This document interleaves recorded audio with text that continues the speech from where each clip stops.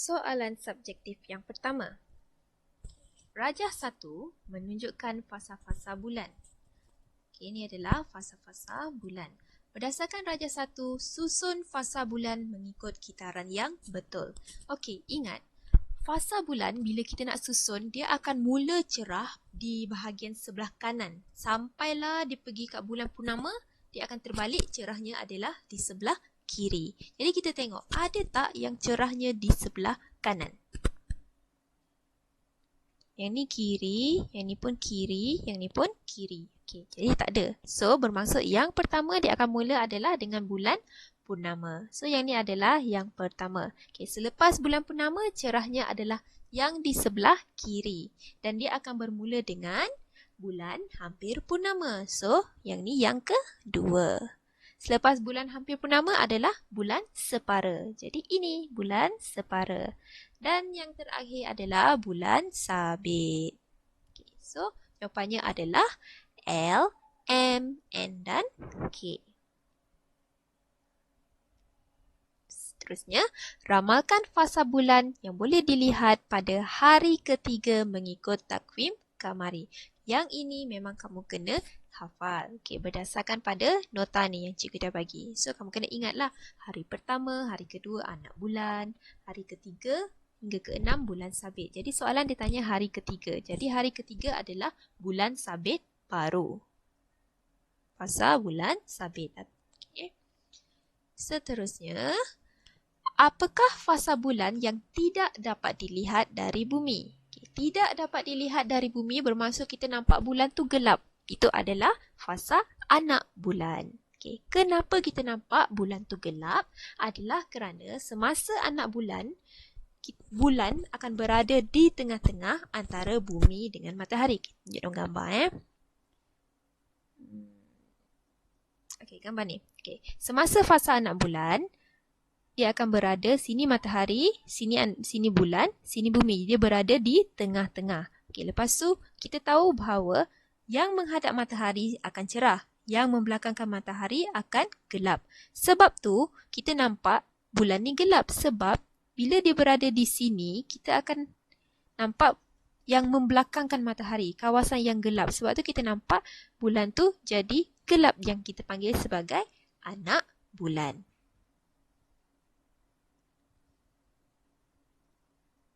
Seterusnya, mengapakah fasa bulan terjadi? Okay, fasa bulan terjadi kerana peredaran bulan mengelilingi bumi. Okay, bukan bulan pada paksinya, bulan mengelilingi bumi. Sebab tu setiap hari kita nampak fasa dia adalah berbeza. Seterusnya, mengapakah bulan kelihatan terang pada waktu malam? Sebab apa? Bulan tidak mengeluarkan cahaya, tetapi kerana bulan memantulkan cahaya matahari. Okay, jangan kata kerana cahaya bulan mengeluarkan cahaya, bulan tidak mempunyai cahaya, tetapi hanya memantulkan cahaya matahari. Seterusnya, rajah 1 menunjukkan simulasi. Okay, simulasi bermaksud dia buat seakan-akan kejadian sebenar, tetapi dia hanyalah apa yang kita reka sahaja. Okay. Lampu dinyalakan pada glob. Diputar perlahan-lahan mengikut arah lawan jam. Okay. Perubahan pada permukaan glob diperhatikan.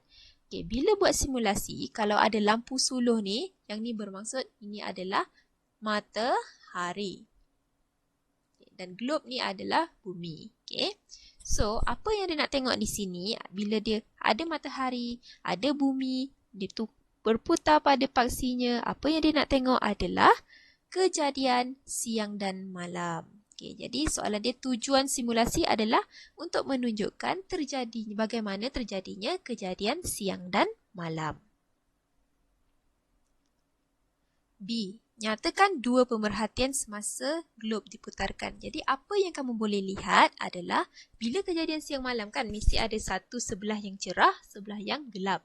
Jadi apa yang kamu boleh nampak tu yang dia kata pemerhatian adalah apa yang kamu perhatikan adalah bahagian glob yang menghadap lampu akan cerah. Okay. Maksudnya kalau bumi betul-betul yang menghadap matahari tu adalah dia mengalami waktu siang. Kemudian apa lagi kamu boleh nampak adalah glob yang membelakangkan lampu tu kelihatan gelap.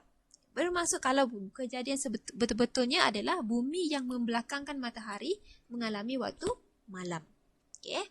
So, apa yang kesimpulan yang boleh dibuat?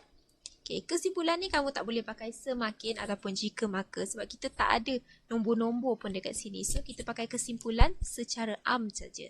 So, putaran bumi pada paksinya menyebabkan kejadian siang dan malam. Sebab dalam eksperimen ni, apa yang kamu tengah belajar adalah pasal kejadian siang dan malam. So, kesimpulan yang kamu buat adalah putaran bumi pada paksinya menyebabkan kejadian siang dan malam.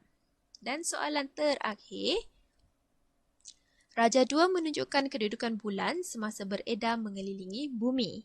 Mengapa bulan kelihatan berubah? Maksudnya kenapa ada fasa-fasa bulan? Kenapa?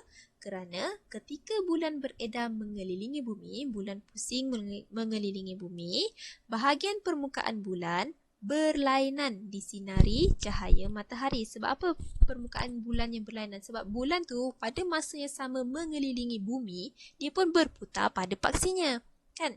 So, permukaan bulan berlainan disinari cahaya matahari dipantulkan ke permukaan bumi. Inilah sebabnya kenapa terjadinya fasa-fasa bulan.